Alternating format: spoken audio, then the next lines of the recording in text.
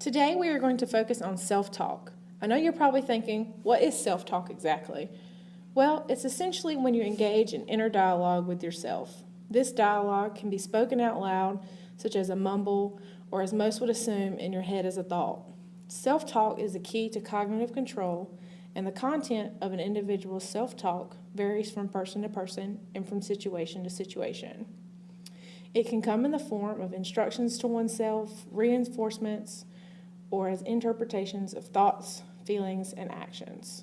In sport, self-talk is often used by athletes in order to stay focused on the task at hand, as a coping mechanism, to increase positive emotions, or to change their train of thought.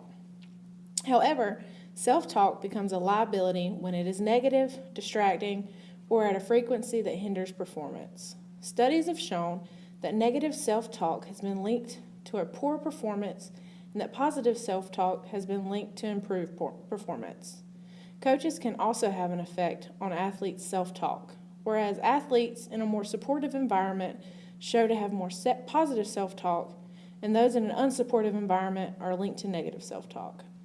Although our upcoming example of positive self-talk shows it to be simple, positive self-talk takes practice and time to integrate into practice and competition routines. Once an athlete can integrate it into their routine, studies have found an increase in self-esteem, which may be linked to the improvements in performance. There are 7 applications for self-talk. There's self-talk for skill acquisition and performance, self-talk for changing bad habits, self-talk for attention control, self-talk for creating effect and mood and controlling effort, self-talk for changing affect, mood, and effect on emotions, self-talk for building self-efficacy and confidence, self-talk for adoption and maintenance of exercise behavior. Our first application of self-talk is self-talk for skill acquisition and performance. This includes self-talk that is positive, instructional, and motivational. This is an application found to be effective in youth sport when skill is still developing. A common technique in this case is to use cues. For instance, a young soccer player may use stop, drop, step, kick when punting the ball. The purpose of short cue words is to keep the self-talk minimal but still effective. This is to avoid what is known as paralysis by analysis, which hinders the athlete's thought process. As an athlete improves upon a skill, their self-talk will shorten and occur less often. Our next application is self-talk for changing bad habits. Self-talk can be used to manipulate conscious control over actions in order to change a bad habit. In order for this to be a successful method, the self-talk should be directed towards the replacement actions. For more drastic modifications of behavior, more detailed self-talk is required when relearning. The self-talk must also focus only on what the athlete desires to happen, rather than focusing on what to avoid. Focusing on what needs to be avoided will make the desired actions more difficult to achieve. An example of this would be, don't pull your arm down, with hold that when focusing on the follow-through while shooting a free throw in basketball. Our third application for self-talk is self-talk for attention control. This application of self-talk involves staying in control of where your thoughts and attention are directed. Athletes often dwell on the previous or upcoming play, which distracts them from the present. Self-talk for attention control brings an athlete back to the now. For example, instead of, that last play is really going to put us behind, an athlete should say, all right, get the rebound. What just happened is no longer important. Our fourth topic is self-talk for creating effect, mood, and controlling effort. This application of self-talk focuses on motivation. Motivational self-talk, such as faster and sprinting, has been shown to psych up athletes and maximize the given effort and persistence.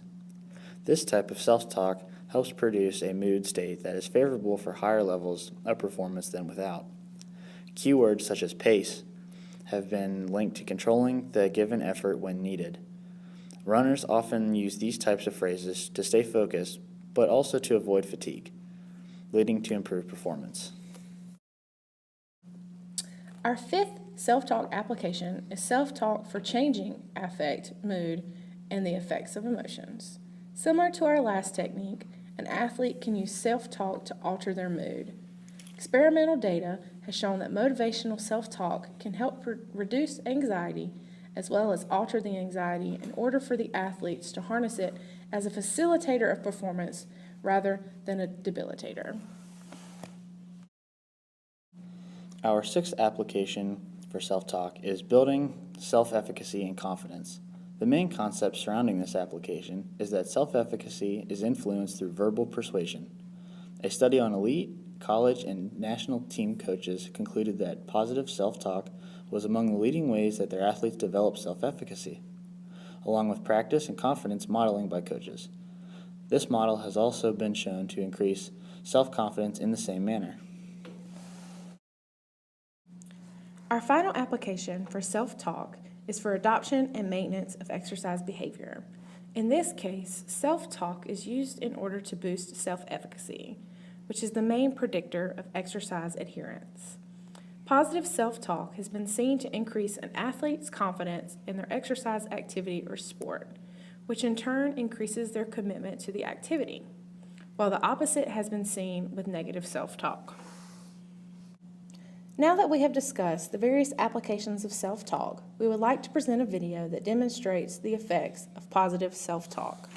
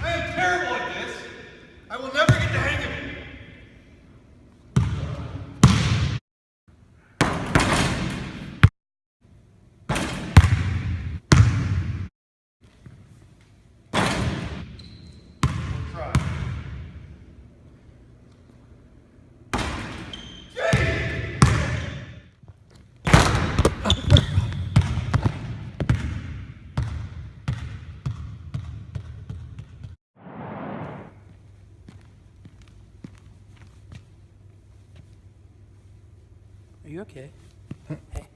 Hey, are you okay? What? Here, let me help you up.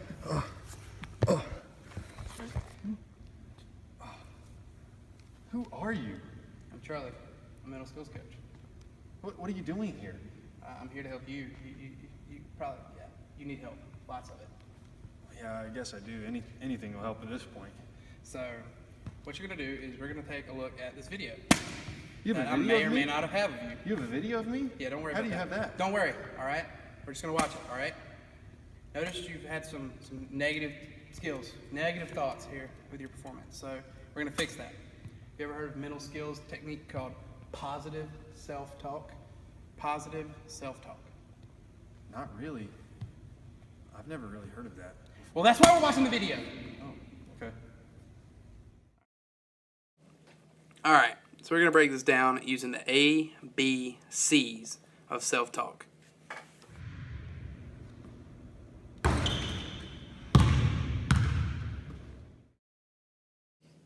All right, there, you missed your first free throw. The body language is all off. That was what your activating event was. Most people assume that this event is a cause of the stress and your negative emotions and you missing all these shots. But that's not what it is. This is just a common misconception, which brings us to our next point, B.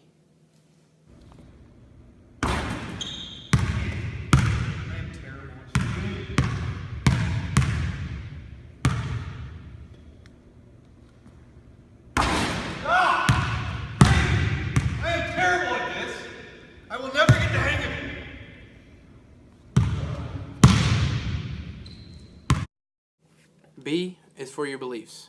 Whether they're negative or positive, they perpetuate your stress levels and amplify the perceived importance of the activating event. If the negative beliefs invade your mind, then the activating event can be viewed as a threat. If positive beliefs fill your mind, the activating event can be used as an opportunity for future success. In your case, you sat there and said, I can't do it. I'll never be good at this. With that negative belief, you're never going to be good at it because it looks as a threat to yourself. Following all of this, we come up to the letter C.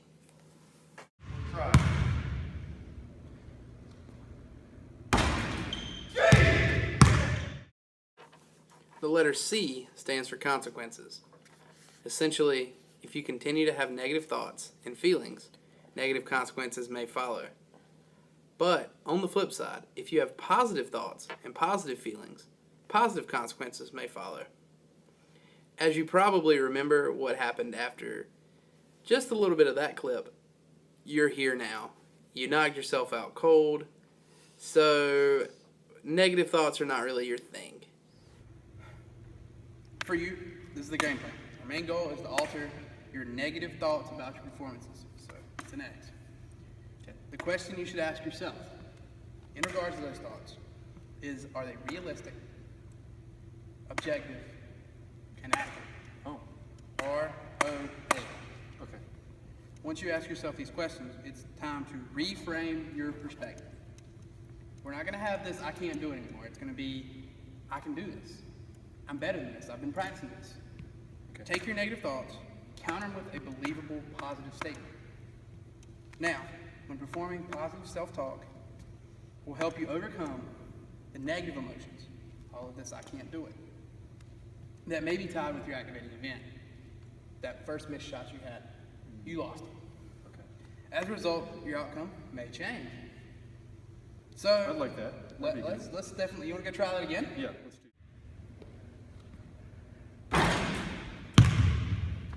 Okay, I'm better than this. I've been practicing this for a while. I know I'm better than this. I'm gonna get the next one. There we go. Good.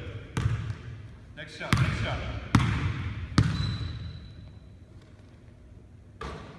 go. Good. 2 in a row. Keep it going. Good. One more. Come on. Perfect shot.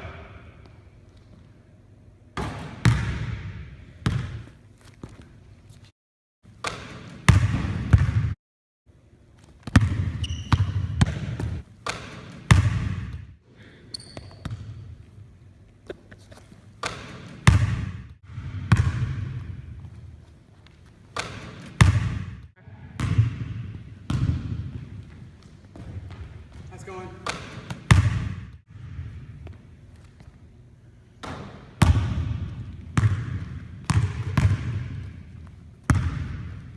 Feel better?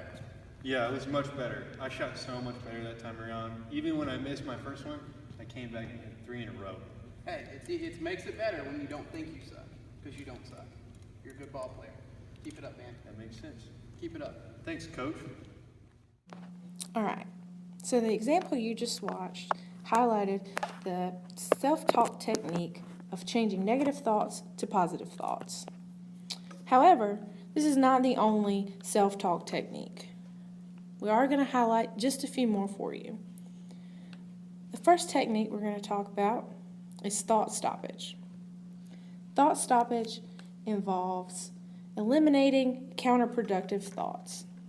Essentially, an athlete they have to be aware of the negative thought that they are having. Without recognizing the negative thought, their trigger word, such as simply stop, will not actually interrupt the negative thought that they are having. Our next technique is countering. Essentially, what an athlete will do is argue with oneself when a negative thought comes into their mind. They'll use facts and reasoning to back up their argument in an effort to dismiss a negative thought. Our next technique is reframing. Essentially, what our athlete will do is acknowledge the negative thoughts, emotions that they're having in their situation, but they're going to alter them to use them at their advantage. So instead of seeing their current situation as a problem or a struggle, they reframe it in their mind to see it as a possibility or an opportunity. The last technique we'll discuss today is affirmation statements. These are simply an athlete's motto to themselves. They take this opportunity to reflect on the positive attitudes they have about themselves, their performance, and use them to their own advantage. Thank you for taking the time to view our lesson on self-talk. We hope you will be able to take what you have learned here and apply it to your own performances.